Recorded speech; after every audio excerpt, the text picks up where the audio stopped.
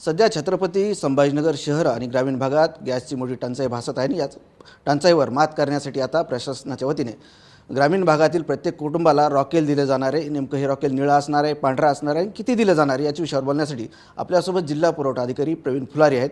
Sir, कशी व्यवस्था करण्यात येणार आहे सर्व ही? केंद्र सरकारने सर्व राज्यांना निर्देश दिलेले आहे की केरोसिन वाटप हे झालं पाहिजे।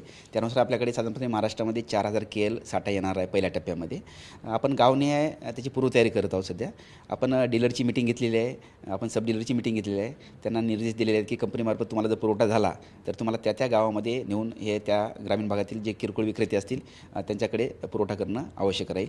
त्याप्रमाणे त्यांनी तयारी दर्शवलेली आहे। त्यांच्या काही ज्या अटी शर्ती होत्या त्यासुद्धा आम्ही शासनाला कळवलेल्या आहेत। आमची दररोज शासनामार्फत विषय होत आहे, त्यामध्ये पूर्वतयारीचा भाग आता सुरू आहे। यामध्ये किती गावामध्ये पहिल्या टप्प्यात द्यायचं याची आपण तयारी करतो आहे। त्यामुळं ग्रामीण भागामध्ये सहसा चुली आपल्याकडे वापर होता पूर्वी, आता सध्या बंद आहे। स्टोवचा वापर होता एक 8-10 वर्षापूर्वी, तो पण आता बंद झाला आहे। पण काहीतरी आपल्याला गॅसवर उपाययोजना करण्याकरता किंवा त्याची कमतरता कमी करण्याकरता हे आपल्याला उपाययोजना करणं गरजेचं असल्यामुळे शासनाने केरोसिन वाटपाचा निर्णय घेतलेला आहे। सर, स्टोव चुली उपलब्ध होतील, परंतु जे रॉकेल देणार आहेत किंवा डीलर असणार आहेत त्यांना पुन्हा ते टाक्या करणे, पिंप आहेत, माप आहेत किंवा कशी व्यवस्था असणार आहे सर्व ही?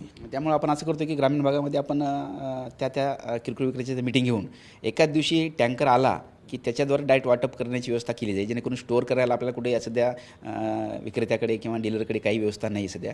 त्यामुळे ड्रममध्येच त्यांना स्टोअर करणं गरजेचं आहे। पण आपण प्रत्येक रेशन दुकानदार किंवा किरकोळ विक्रेते केरोसिनवाले यांना कळवलं आहे की तुम्ही तुमच्या कोटा किती असेल त्याप्रमाणे तुम्ही 4 ते 5 टाके आपल्याकडे उपलब्ध करून ठेवा आणि आपले मोजमाप उपलब्ध करून ठेवा, जेणेकरून आपल्याला पूर्वतयारी करता येईल।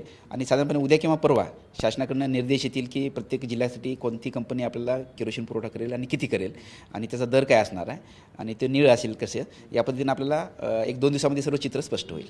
सर, आता किती गावामध्ये असं वितरण केलं जाणार आहे रॉकेलचं?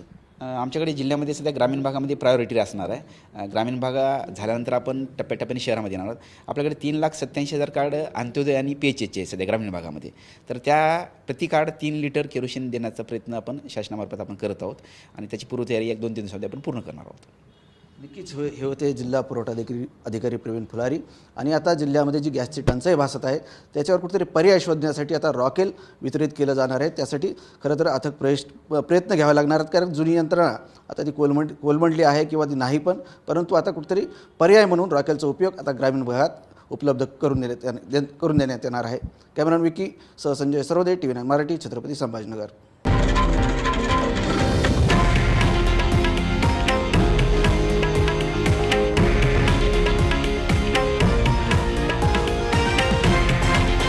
हे आहे देशातील नंबर 1 न्यूज नेटवर्क आणि आपण पाहत आहात TV9 मराठी, एकमेव।